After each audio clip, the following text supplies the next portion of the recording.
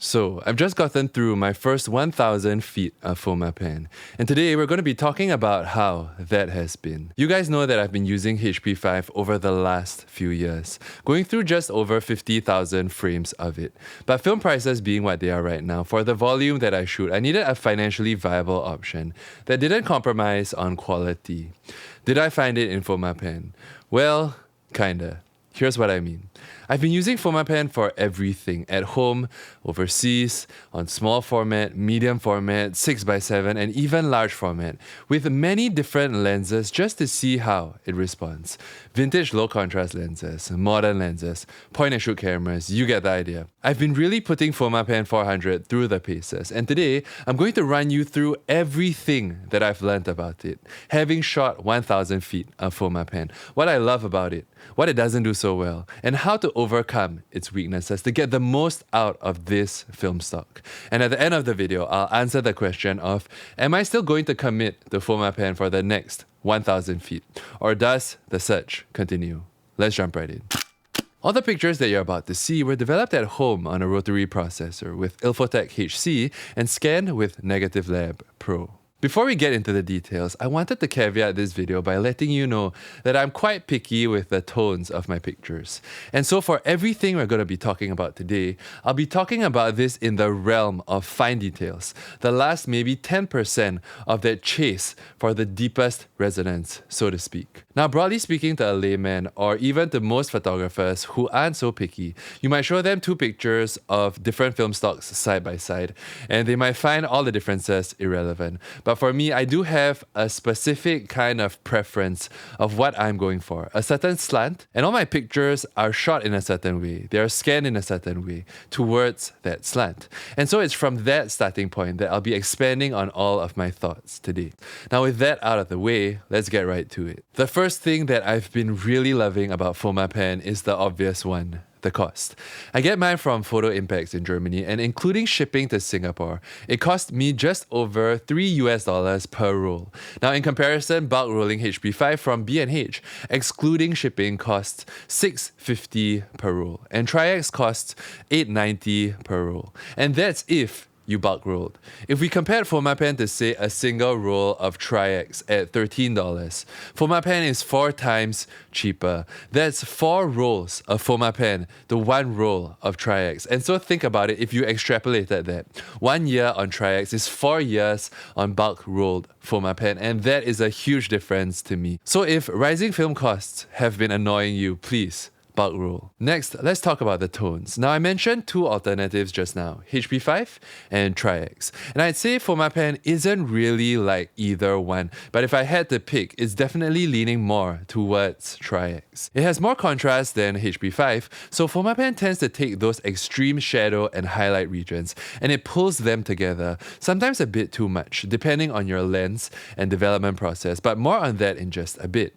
In comparison, HP5 is flatter, and it has less of an S-curve to it.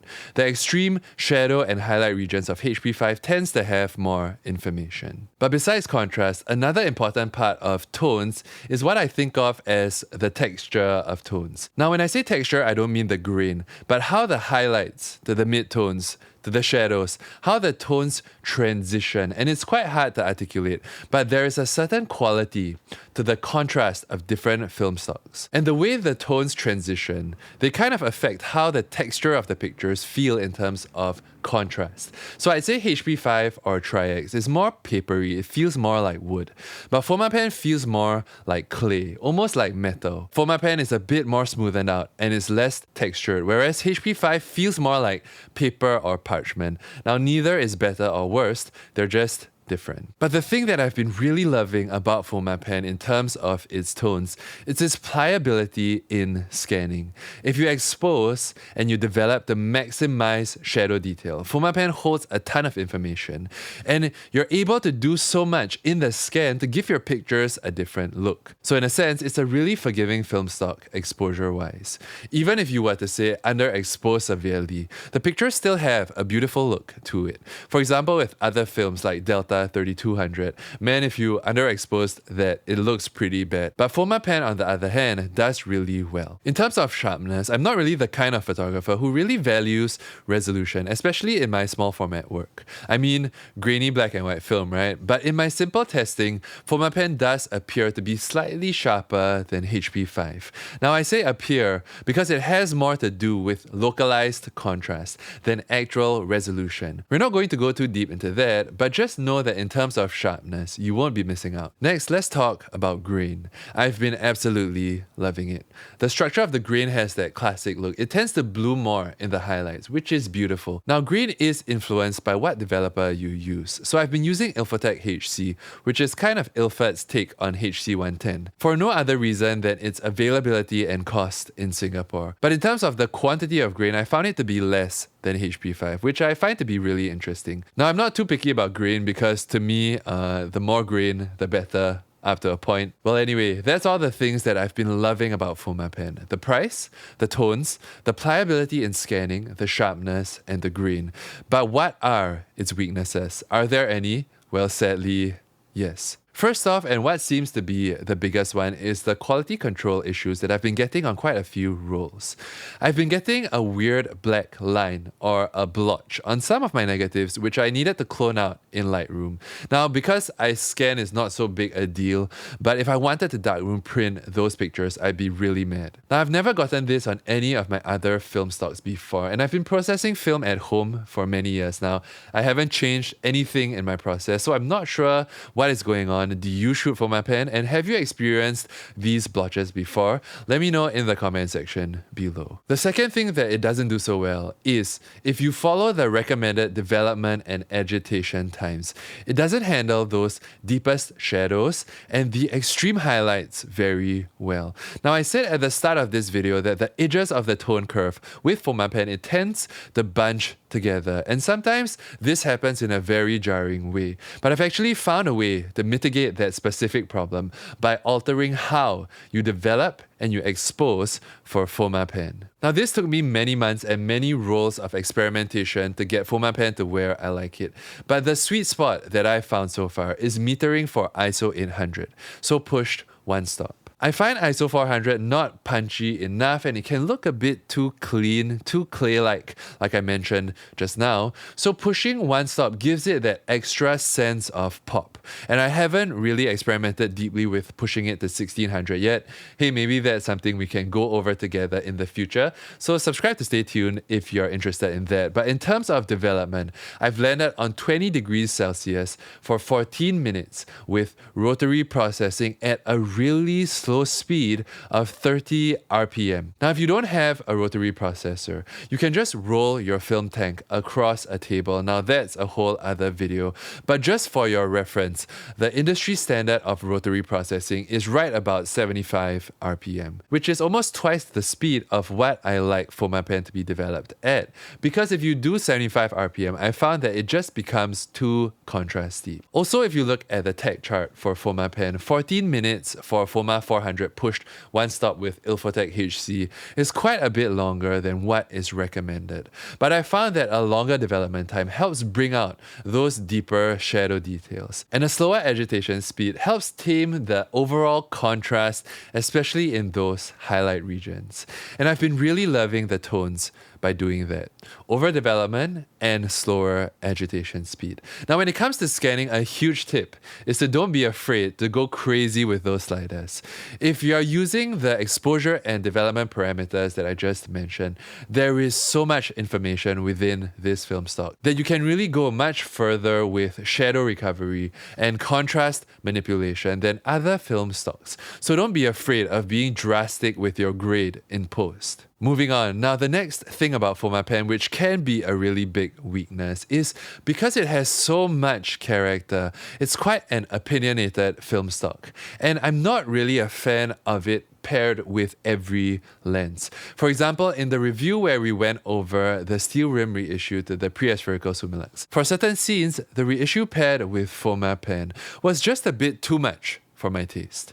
with other modern lenses, say in the review when we took a look at the Voigtlander 21mm Ultron. That lens is an aspherical one, and it has its own tone curve to it, but when paired with Fomapan, the character of the lens and the character of the film stock is stacks together in a way that I don't find to be complementary. It just feels like too much. And now that doesn't mean that you can't use a high contrast lens with Fomapan. It just depends on where that contrast sits. Say with the Contax T2, this camera has a beautiful lens, one that I call pretty high contrast as well. But the tones of this lens, it sits in a different spot, say compared to the 21mm Voigtlander Ultron, in a way that I find to complement Fomapan. So it does give a very high contrast picture, but I find it very pleasing.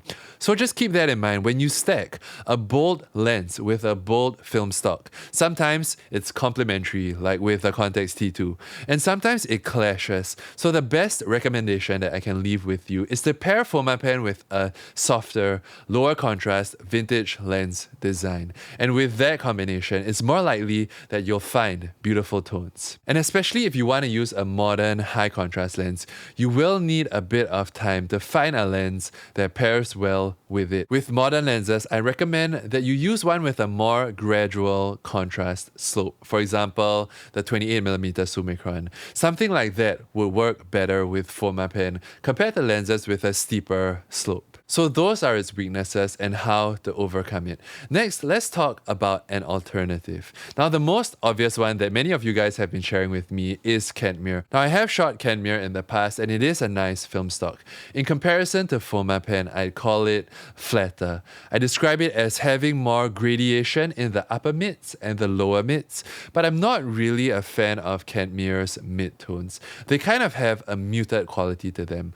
Not any worse, just different. So I'd say that Fomapan is weak in the extremes of the tone curve, while Kentmere is weak in the middle. So it really just depends on your preference and which weakness you'd want to deal with. If you prefer less contrasty pictures, then Kentmere is definitely one to explore. For me, I've been really loving Fomapan, but again, maybe an A-B comparison between Kentmere and Fomapan might be something we can explore together in the future. Let me know in the comment section if that is something that excites you. Those are all the fine details. So in general, hey Jeremy, how has Fomapan been?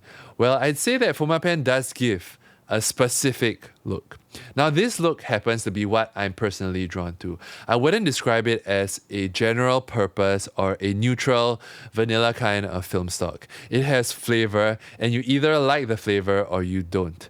My biggest observation is that Fomapan really doesn't mind being underexposed, but it doesn't like to be overexposed. So when metering for Fomapan, give it enough light so that those shadows have enough information, but don't give it any more than that. The highlights tend to clump together and bunch up too much if you give it too much light. Now, in terms of descriptors, I call Fomapan rich, classic, reminiscent of early 60s Japanese photography. It doesn't remind me of anything that I've shot on Ilford, and it's more Kodak black and white, if that makes sense. Not fully, but leaning towards that. Now, the reason why I say that I don't really see Fomapan as a general purpose film stock is because for most things, it may be doing a 7 upon 10, 7.5 upon 10, but then here and there, it does a 9.9, where everything comes together in almost a magical way. But say with HP5, right? Most things I'd say 8 upon 10, 8.5. But then when something magical happens with HP5, it goes to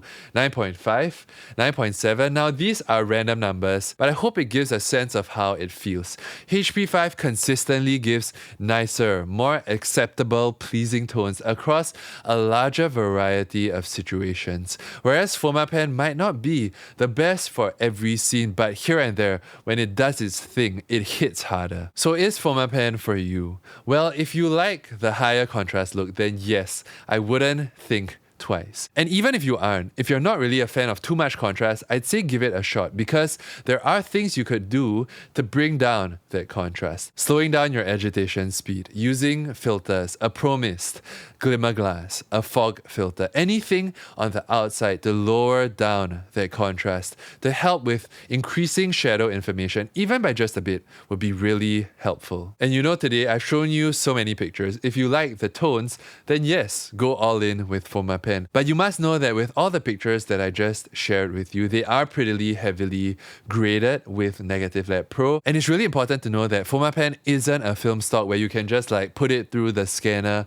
do nothing, and then hope that everything looks great. If you don't want to make too many tweaks, you'd probably want a less opinionated film stock, and with that, you'll have a higher hit rate. Now, a big part of whether or not Fomapan is for you also does come down to your budget and your shooting volume.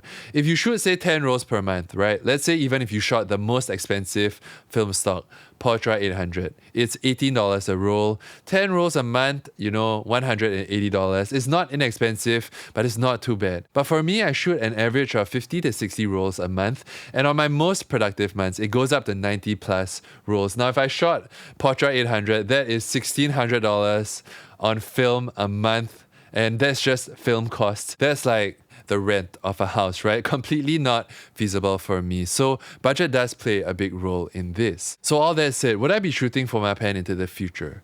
Well, it might sound like I would, but it actually depends on a few things. Now, if price wasn't an issue, I wouldn't even be shooting HP5. I'd be using Kodak P3200. But sadly, in the real world, price is a consideration. So assuming my shooting volume remains high, and if my current budget stays where it is, then yes, out of all the current bulk rolled options, Kentmere 400, HP5, Tri-X, T-Max, I need at least ISO 800, so Fomapan would be my pick. But that's it. If I find myself in a place where my shooting volume goes down, maybe I'm shooting 20 to 30 rolls per month, or maybe I have a larger budget to spend on film per month, then yes, I begin experimenting with a slightly pricier option to see if it's worth the price difference. But for me, at least for the next year or so, you'd probably find me with a roll of Fomapan in my camera. That's all for today's video. We went through so much. I hope you found that helpful. Let me know in the comment section if you did.